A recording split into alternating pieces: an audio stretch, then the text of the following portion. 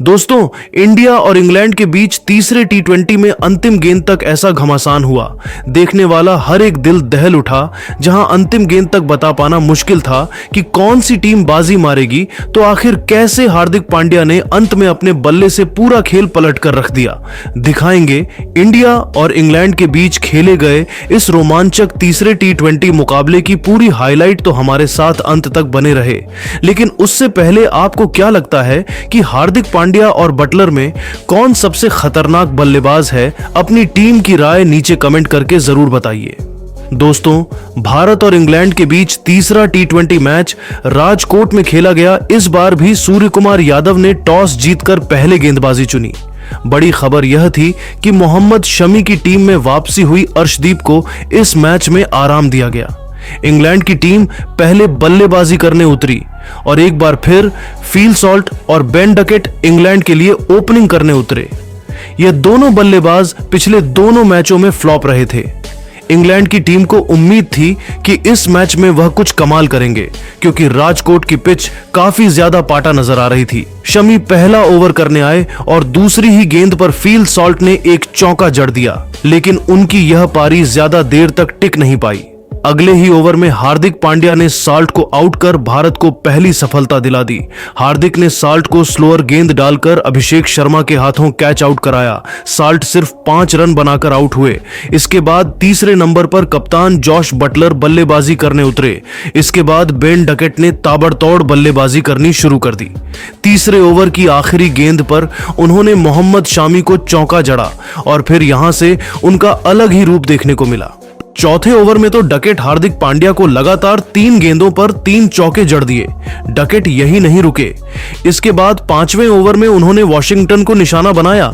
इस ओवर में उन्होंने 2 बैक टू बैक चौके और एक छक्का जड़ा। डकेट 250 के स्ट्राइक रेट से बल्लेबाजी कर रहे थे, जिस वजह से 5 ओवर में ही इंग्लैंड ने अपने 50 रन पूरे कर दिए। रनों की गति कम करने के लिए छठे ओवर में कप्तान सूर्या ने वरुण चक्रवर्ती को अटैक पर लगाया।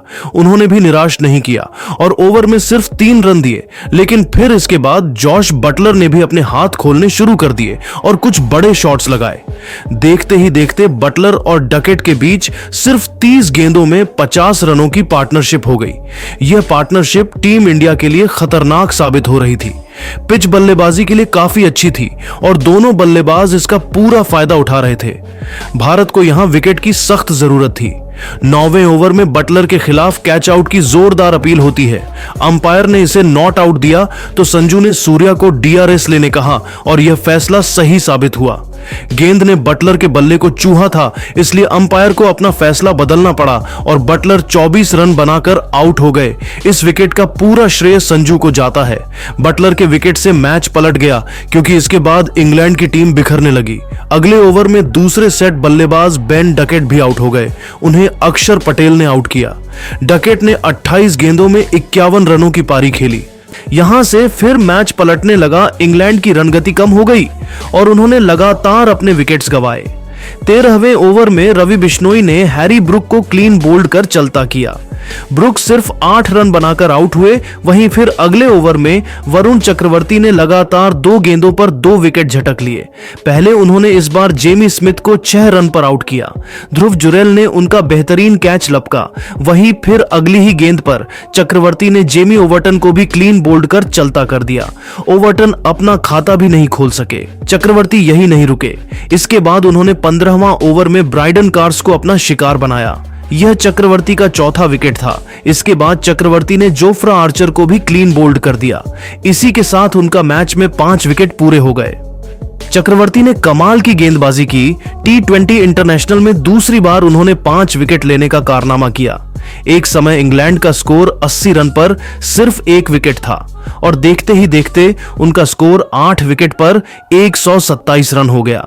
हालांकि एक छोर से लियम लिविंगस्टोन अच्छी बल्लेबाजी कर रहे थे, वह लगातार चौके छक्के जड़ रहे थे। उनके वजह से इंग्लैंड का स्कोर 150 रनों के पार गया, लेकिन फिर हार्दिक पांड्या ने उन्हें ध्रुव जुरेल के हाथों कैच आउट करा दिया। लिविंगस्टोन ने 24 गेंदों में 43 रन बनाए। यहां से फिर आदिल राशिद और मार्क वुड ने सिंगल डबल लेकर इंग्लैंड के स्कोर को 170 रनों के पार पहुंचाया। इस तरह इंग्लैंड ने पहले बल्लेबाजी करते हुए 20 ओवर में 9 विकेट खोकर 171 रन बनाए। भारत की तरह से वरुण चक्रवर्ती ने सबसे ज्यादा 5 विकेट झटके। अब भारत के सामने 172 रनों का लक्ष्य था। पिच को देखते हुए यह लक्ष्य उतना बड़ा नहीं था। टीम इंडिया के लिए एक बार फिर संजू सैमसन और अभिषेक शर्मा ओपनिंग करने उतरे। अभिषेक शर्मा ने टीम को तेज शुरुआत दिलाई। तीसरे ओवर में उन्होंने मार्क वुड को बैक टू बैक 2 चौके लगाए, लेकिन दूसरे छोर पर संजू सैमसन एक बार फिर फ्लॉप साबित हुए। तीसरे ओवर में जोफ्रा आर्चर ने उन्हें शॉर्ट गेंद डालकर फंसाया और आदिल राशिद के हाथों कैच आउट कराया। सैमसन 6 गेंदों में सिर्फ 3 रन बना सके। हालांकि अभिषेक शर्मा ने अपनी ताबड़तोड़ बल्लेबाजी जारी रखी। चौथे ओवर में उन्होंने ब्राइडन कार्स को 2 शानदार चौके जड़े। हालांकि वह इस पारी को बड़ा नहीं कर सके। इसी ओवर में ब्राइडन कार्स ने उन्हें जोफ्रा आर्चर के हाथों कैच आउट करा दिया। अभिषेक ने 14 गेंदों में 24 रनों की तेज पारी खेली। यहां से फिर तिलक वर्मा और कप्तान सूर्य कुमार यादव ने पारी को आगे बढ़ाया। सूर्य बेहतरीन लय में दिख रहे थे। उन्होंने आते ही बड़े शॉट्स लगाए। आर्चर को उन्होंने अपना फेवरेट शॉट खेलकर एक जबरदस्त छक्का जड़ा, लेकिन फिर 5वें ओवर में मार्क वुड ने सूर्या का विकेट झटक लिया। सूर्या 7 गेंदों में 14 रन बनाकर आउट हो गए। एक और बल्लेबाज अच्छी शुरुआत करके आउट हो गया। पावर प्ले के अंदर ही टीम इंडिया ने 48 के स्कोर पर अपने 3 विकेट गंवा दिए थे। अब टीम थोड़ी दबाव में आ गई थी। यहां से फिर पिछले मैच के हीरो तिलक वर्मा और हार्दिक पांड्या ने धीरे धीरे करके पारी को आगे बढ़ाना शुरू किया। इस बीच तिलक ने लिविंगस्टोन को एक जबरदस्त छक्का भी जड़ा, लेकिन तिलक भी अपनी पारी को बड़ी पारी में कन्वर्ट नहीं कर सके। 8वें ओवर में आदिल राशिद ने एक जबरदस्त गेंद डालकर तिलक को क्लीन बोल्ड कर दिया। तिलक 14 गेंदों में 18 रन बनाकर आउट हुए। यह टीम इंडिया के लिए बड़ा झटका था, क्योंकि इनफॉर्म बल्लेबाज आउट हो गया था।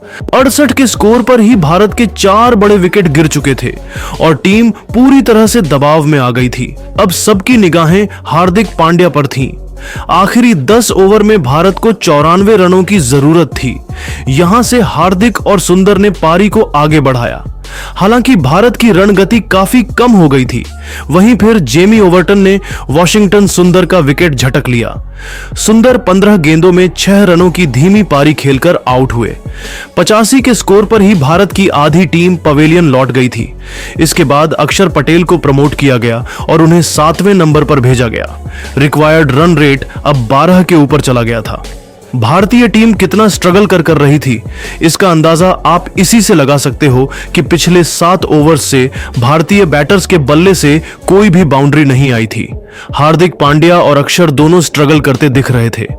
15वें ओवर में हार्दिक ने आखिरकार एक चौका लगाया, लेकिन अब भी भारत को आखिरी 30 गेंदों में 62 रन चाहिए थे, जो काफी मुश्किल दिख रहा था। हार्दिक और अक्षर पूरी कोशिश कर रहे थे, लेकिन उनसे रन नहीं बन रहे थे। ऐसा लग रहा था मैच भारत के हाथ से जा चुका है। लेकिन फिर 17वें ओवर की पहली गेंद पर हार्दिक ने एक जबरदस्त छक्का जड़ा। फिर ओवर की आखिरी गेंद पर अक्षर ने भी एक चौका जड़ा और ओवर में 14 रन बटोर लिए। अब जीत की थोड़ी उम्मीद आ गई थी, लेकिन फिर अगले ही ओवर में आर्चर ने अक्षर पटेल का विकेट झटक लिया। अक्षर 16 गेंदों में 15 रनों की धीमी पारी खेलकर आउट हो गए। इसके बाद हार्दिक ने उस ओवर में एक छक्का लगाया और अब आखिरी बार 12 गेंदों में 41 रनों की जरूरत थी। लेकिन अगले ही ओवर में वो आउट भी हो गए। जेमी ओवर्टन ने उन्हें बाउंड्री पर कैच आउट कराया। हार्दिक ने 35 गेंदों में 40 रन बनाए। हार्दिक के आउट होते ही भारत की जीत की सारी उम्मीदें खत्म हो गईं। इसके बाद मोहम्मद शामी ने एक छक्का जरूर लगाया, लेकिन वह भी फिर 7 रन बनाकर आउट हो गए। आखिरी 6 गेंदों में भारत को 32 रन चाहिए थे, लेकिन पहली ही गेंद पर ध्रुव जुरेल आउट हो गए। इस तरह 20 ओवर में भारतीय टीम 9 विकेट खोकर 145 रन ही बना सकी और इस मैच को इंग्लैंड ने 26 रनों से जीत लिया। हालांकि इस हार के बाद भी भारत 5 मैचों की सीरीज में 2-1 से आगे है। इस मैच में भारत की गेंदबाजी काफी अच्छी रही, लेकिन बल्लेबाजी खराब रही। दोस्तों, आपके हिसाब से भारत ये मैच किस वजह से हारी है? अपनी राय नीचे कमेंट जरूर करें और ऐसे ही शानदार खबरें सबसे पहले जानने के लिए हमारे इस वीडियो को लाइक और चैनल को सब्सक्राइब करना बिल्कुल बिना भूले। धन्यवाद।